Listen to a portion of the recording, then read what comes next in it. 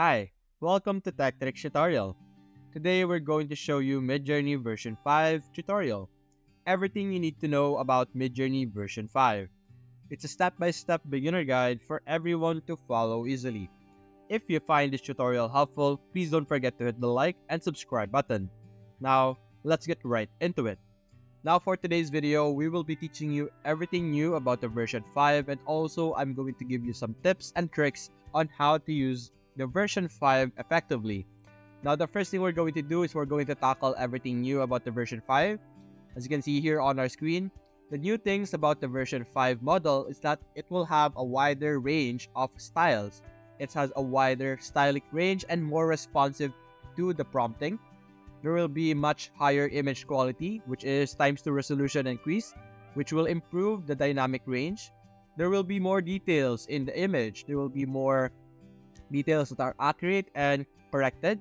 And there will be also less unwanted text. Usually before in the version 4 and lower versions of Midjourney, sometimes your image would have some random gibberish or random text that you wouldn't even be able to read properly or not even proper text.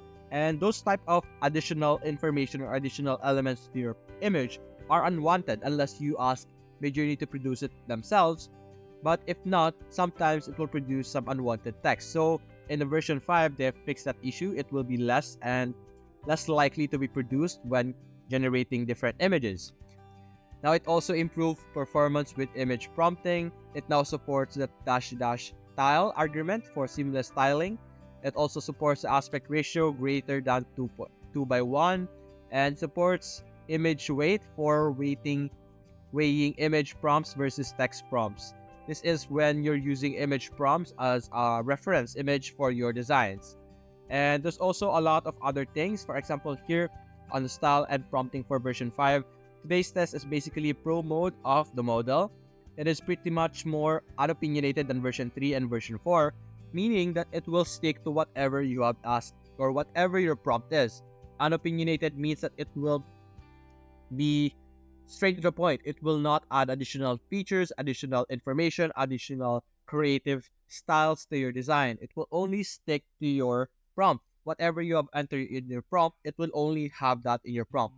Now, in the opinionated mode, if it's opinionated, it means that it will add some suggestions or like add additional qualities, additional designs on your image.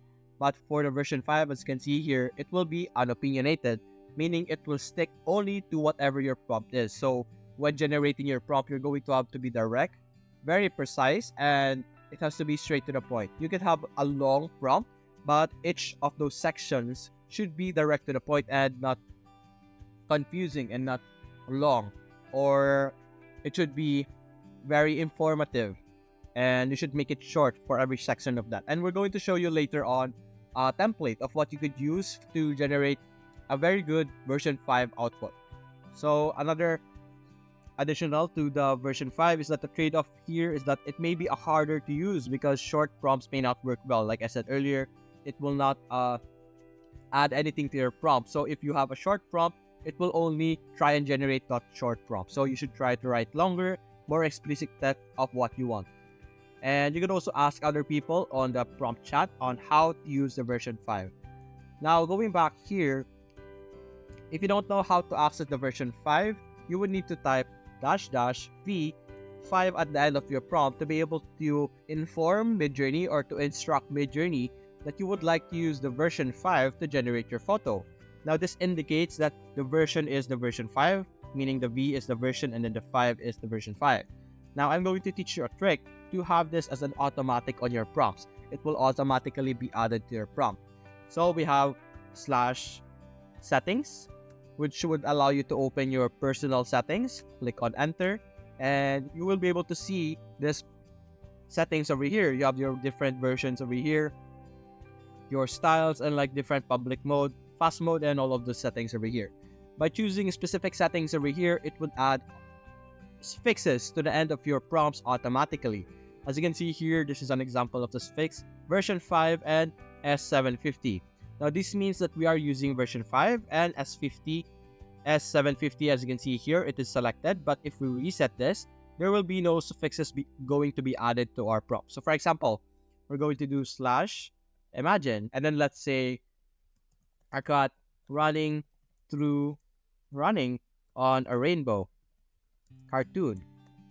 Click on enter, and as you can see in our prompt, there is no version 5 or any dash dash stuff like that. So we're going to show you how you could have automatic version 5 S750 just like in this photo over here. So what you're going to do is you're going to select it on your settings over here. As you can see, when I selected the version 5, it will have a dash dash version 5 over here. And if you would like a higher style, you could simply click on style very high over here, and it will add a 750 on your suffix over here. And as you can see, this is our cat running on a rainbow cartoon over here, and there's no suffixes over here. So let's try this again. We're going to do slash imagine cat running on a rainbow and do cartoon just like that, and then we're going to click on enter, and let's see the difference. And as you can see, there will be a version 5, a V5, and S750 at the end of your prompt over here. The difference between this and the other one over here. And as you can see, this is our non-version 5 output over here. The fourth one is really good actually, and this is our version 5 over here. Now I'm going to teach you how to use the version 5 effectively. Now like what it said over here, it requires you to have, or it suggests that you have a very long, not a very long, longer prompts for your design so that it has a lot of details. So we're going to use this template over here. Now this templates would allow you to effectively use Midjourney version 5. Now for the early bits, it's going to suggest that you use subject. You're going to have to indicate and say what your subject is, what the main idea of your output. And then after that, you're going to follow it with the other details and then the surrounding of your model. So for example, you could add details like the character is wearing glasses. That's like other details. And then you add the surroundings, the environment of where you would like the character to be.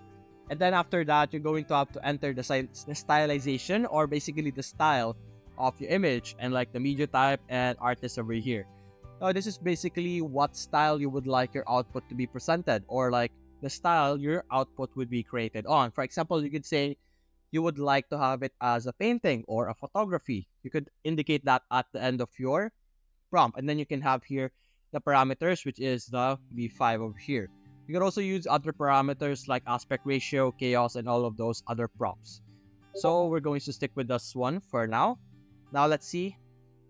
This is our version 5. As you can see here, this is our cat for the version 5, which is actually more cartoonish than this one.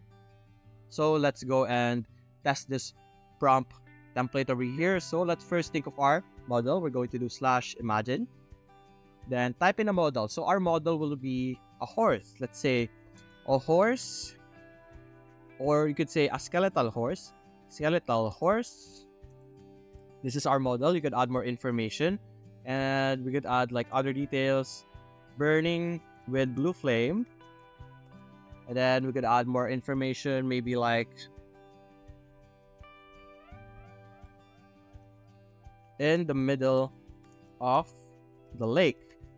And then the next section of our prompt over here is the style. Now we have here our model, burning with blue flame. This is our description, extra details, and then our environment. Now our next step is to choose a style. So we're going to go to Midjourney Showcase over here, and you can look through the different prompts over here, the different outputs of different users, and then you can copy the style that you have used. For example, we're going to look through this one. As you can see, this is a ball in a palace, location, ballroom, people dancing, and luxurious, beautiful lighting. We could copy its prompt over here. We could open a section over here. We're going to paste it, and then we're going to edit it. Now, we're going to remove the ball in the palace, location, ballroom, dancing. We're going to stick with the beautiful light, and we have beautiful light over here. Let's add like HD, and then realistic, and then 4K. Just like that. And then let's go and click on enter, and we're going to wait for our output to be produced. And as you can see, it will automatically add the version 5 and the version 750 over here. So we're simply going to give it some time. As you can see here, it's slowly being produced, and let's compare, or rather let's see how well we were able to produce our image over here. Now keep in mind, this is our template that we have used for today's video. And as you can see, this is our photo over here. Very high in details, high in quality, and you can simply upscale them if you would like. Now, although it missed the point wherein it's a blue flame, it's still flaming nonetheless. And it's also not really a skeleton, but as you can see, it's still very good.